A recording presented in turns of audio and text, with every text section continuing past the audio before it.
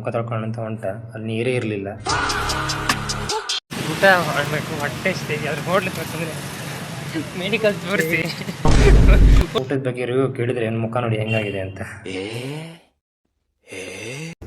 Hello guys, good morning. ಇವತ್ತು ನಾನು ಊರಿಗೆ ಹೋಗೋಣ ಅಂತ ಹೇಳಿ ನೈಟ್ ಶಿಫ್ಟ್ ಮುಗಿಸ್ಕೊಂಡು ಕ್ಯಾಬಿಂದ ಡೈರೆಕ್ಟಾಗಿ ಯಶವಂತಪುರ ಹೋದೆ. ಹಂಗೆ ನಾನು ಕೂಡ ಬಂದು ಆಲ್ರೆಡಿ ಇದ್ದ. ಕಳ್ಳ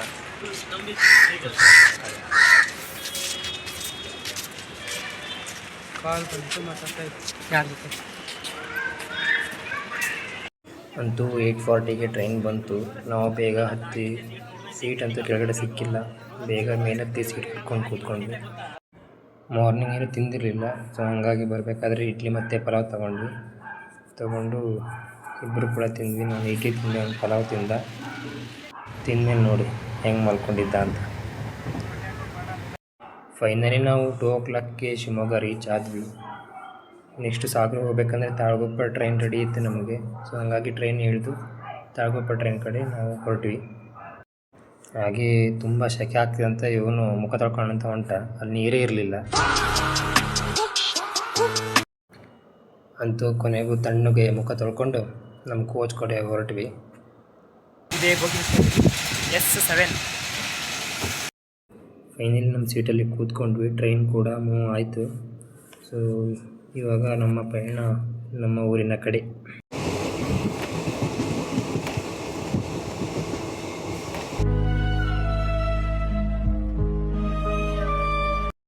ಫೋರ್ 4:30ಗೆ ನಾವು ಆಲ್ರೆಡಿ ಸಾಗರ ರೀಚ್ ಆದ್ವಿ. ಊಟ ಮಾಡಬೇಕು, ಹೊಟ್ಟೆ ಅಷ್ಟೇ. ಅದ್ರ ಹೋಟ್ಲಿಗೆ ಬೇಕಂದ್ರೆ ಮೆಡಿಕಲ್ ತೋರಿಸಿ ಊಟ ಮಾಡಿ ಬಾ ಅಂತಾನೆ. ಹೊಟ್ಟೆ ಹಸಿವಾಗ್ತಿತ್ತು ಅಂತೇಳಿ ಇಬ್ಬರು ಕೂಡ ಊಟ ಆರ್ಡ್ರ್ ಮಾಡಿದ್ವಿ. ಊಟ ಏನು ಚೆನ್ನಾಗಿರಲಿಲ್ಲ, ಆದರೂ ಕೂಡ ತಿನ್ಕೊಂಡು ಹೋಗ್ತಾಯಿದ್ವಿ. ಊಟದ ಬಗ್ಗೆ ರಿವ್ಯೂ ಕೇಳಿದರೆ ಏನು ಮುಖ ನೋಡಿ ಹೆಂಗಾಗಿದೆ ಅಂತ. ಇದು ನಮ್ಮ ಸಾಗರ ಓಲ್ಡ್ ಜೋಗ ಬಸ್ ಸ್ಟ್ಯಾಂಡ್, ಎಲ್ಲ ಹೊಡೆದಾಕಿದ್ದಾರೆ.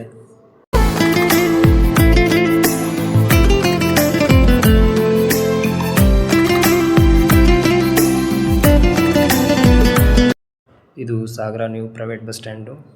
ನನಗೂ ಕೂಡ ಬಸ್ ರೆಡಿ ಇತ್ತು ಊರಿಗೆ ಹೋಗೋಕ್ಕೆ. ಅವನಿಗೂ ಬಸ್ ರೆಡಿ ಇತ್ತು. ಅವನಿಗೆ ಬಾಯ್ ಹೇಳಿ ಅವನ ಹತ್ರ ಕ್ಯಾಶ್ ಇಸ್ಕೊಂಡು ನಾನು ಕೂಡ ನನ್ನ ಪಯಣ ಮುಂದುವರಿಸಿದೆ. ನಮ್ಮದು ಬಸ್ ಹೊರಡ್ತು, ನಾನು ಕೂಡ ಊರಿಗೆ ಹೊರಟೆ. ಬಾಯ್ ಬಾಯ್. ಜಿಂಕ ಚಿಕ್ಕ ಜಿಂಕ ಚಿಕ್ಕ ಜಿಕಂಕ.